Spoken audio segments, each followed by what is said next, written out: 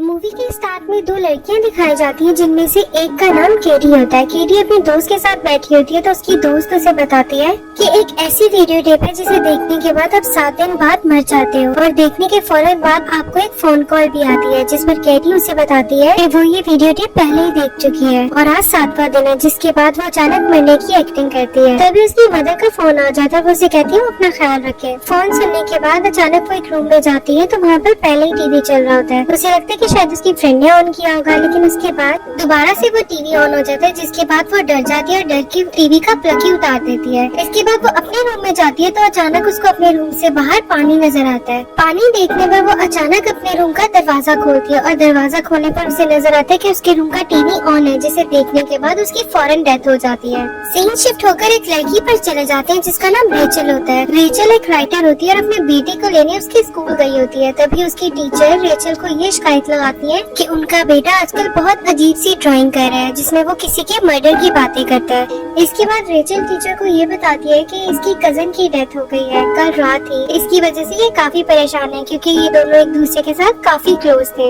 ये सुनने के बाद टीचर उसे बताती है कि ये कल से ड्राइंग नहीं करा बल्कि इसे ड्राइंग किए हुए 1 वीक हो गया है। इसके बाद रेचल कुछ परेशान होती है लेकिन वहाँ से चली जाती है। फिर सीन शिफ्ट होकर केटी की फ्यूनरल पर आ जाती है, जहाँ पर केटी की मदर रेचल को बताती है कि उनकी बेटी की डेथ बहुत अजीब तरीके से हुई है, यानी मरने के बाद उसकी शक्ल भी नहीं देखी जा रही थी और उसका हार्ट अचानक स्टॉप हुआ था, जो कि एक 16 साल की लड़की के लिए बहुत नामुमकिन सी बात है। केटी की मदर रेचल से ये भी कहती है कि वो पता लगाए कि उसके मरने के पीछे असल रीजन क्या थी। इसके अलावा केटी अपने बेटे से भी पूछती है कि उसे कैसे पता था कि वो मर जाएगी। तब उसका बेटा बताता है कि केटी ने खुद उसको बताया था कि वो कल मरने वाली है। रेचल केटी के दोस्तों से भी बात करती है जिस पर उसे ये पता चलता है कि एक वीडियो टेप देखने ये किसी जगह पर गए थे और जिस चीज में वो वीडियो टेप देखी है वो सब लोग मर गए थे और मरने का टाइम भी सेम था। जिसे सुनने के बाद रेचल को ये बात काफी अजीब लगती है। इसके अलावा उसकी दोस्त ये भी बताती है जो दोस्त उस टाइम केटी के साथ थी जब वो मरी थी, वो लड़की अब पागल हो चुकी है और वो एक पागल खाने में रहती है।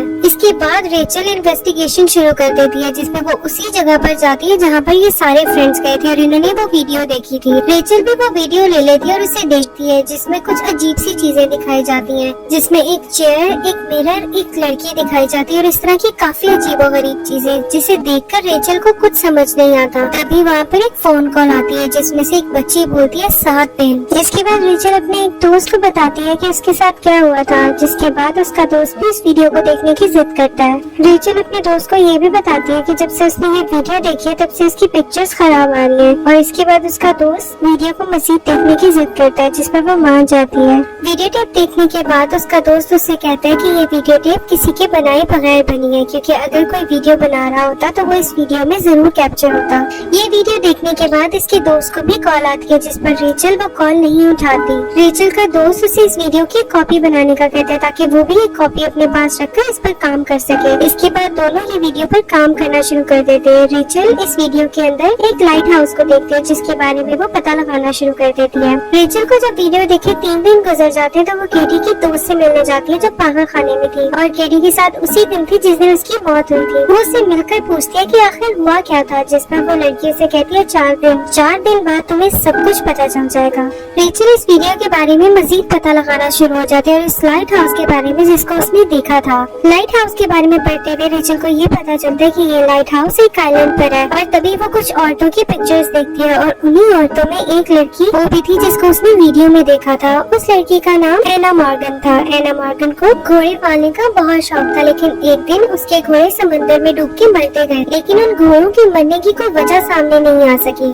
अचानक रेचल भी ऐसी पिक्चर्स को खराब करना शुरू कर देती है। ये सब कुछ पढ़ते हुए तभी उसे याद आता है कि उसका बेटा भी यही सारी स्केचिंग करता था। एक दिन रेचल सो रही होती है तो अपने ख्वाब में उसी बच्ची को देखती है जिसके स्केच उसका बेटा बनाता था और फिर अचानक वो बच्ची उसका हाथ पकड़कर उसको जला देती है। इसके बाद रेचल की फौरन आंख खुल जाती है और वो आंख खोलती है अपने हाथ को देखती है और उसके हाथ पे वही निशान होता है जो उसने ख्वाब में देखा था। रेचल जब अपने रूम से निकलकर बाहर आती है तो देखती है उसका बेटा वही वीडियो देख रहा है जो उसने देखी थी और इसके बाद वो बहुत चीखती है लेकिन इसका कोई फायदा नहीं है और तभी वहाँ पर एक फोन कॉल आ जाता है जिसे उठाकर वो बहुत ज्यादा चीखती है कि मेरे बेटे को छोड़ दो। तब उसे पता चलता है कि ये फोन उसके दोस्त का है। रेचल का दोस्त उसे ये भी बताता है कि जैसे रेचल की पिक्चर्स वीडियो देखने के बाद खराब आ रही थी उसकी भी वैसे ही खराब आ रही है, यानी इस वीडियो को कुछ करना पड़ेगा क्योंकि ये रियल है। इसके बाद रेचल उसी आइलैंड पर जा रही होती है कि रास्ते में से एक घोड़ा दिखता है। वो घोड़ा रेचल को देखने के बाद तो जैसे पागल ही हो जाता है और अचानक समंदर में कूदकर अपनी जान दे देता है। ये सब देखकर रेचल काफी ज्यादा हैरान हो जाती है। फाइनली रेचल वहाँ पहुँच जाती है जहाँ उसे जाना था, यानी एना मॉर्गन के घर। तभी वो वहाँ जाकर उसके शौहर से मिलती है और उसे एना और उसके हॉर्सेस के बारे में पूछती है, लेकिन वो आदमी उसे एना और उसके हॉर्सेस के बारे में कुछ भी नहीं बताता और वहाँ से जाने का कहता है। रेचल इसके बाद अपने बेटे को कॉल करती है और उससे पूछती है कि उसकी तबीयत ठीक है। तभी वो अपनी मदर को ये बताता है कि उसने समारा को देखा और समारा ही उसे वो सारे विजन सिखाती है। समारा को हॉर्सेस भी नहीं पसंद और समारा उसे वो विजन्स भी दिखाती है जो कि सिर्फ समारा के साथ हुआ था और तभी वो स्केच करता है। इसके बाद रेचल जाकर एक औरत से मिलती है जिसकी बात उसे पता चलता है कि वो वहाँ की डॉक्टर है और वो एना मॉर्गन की डॉक्टर भी रह चुकी थी। तभी उसको ये बात भी पता चलती है कि समारा एना मॉर्गन की सौतेली बेटी थी। एना मॉर्गन और उसके शौहर ने समारा को अडॉप्ट किया था, लेकिन उसके अडॉप्ट करने के बाद हॉर्सेस की हालत खराब होने लगी और वो मरने लगे, जिसके बाद एना मॉर्गन भी बीमार रहती थी।